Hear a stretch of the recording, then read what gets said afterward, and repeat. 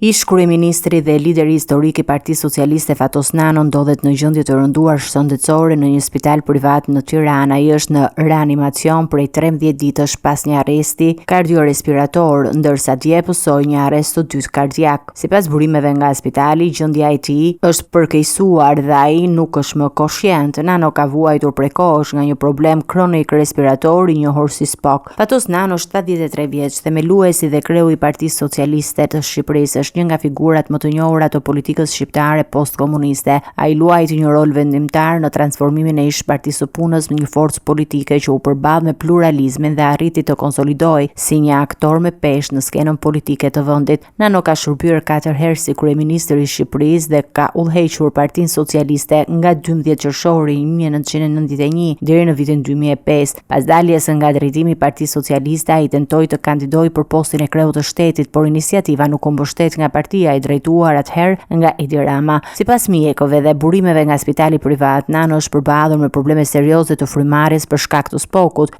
dhe ka pasur komplikacione kardiake që kanë rënduar gjendjen e tij. Aktualisht ai mbetet në kujdes intensiv mjekësor, ndërsa familja dhe miqtë e tij ndjekin nga afër zhvillimet.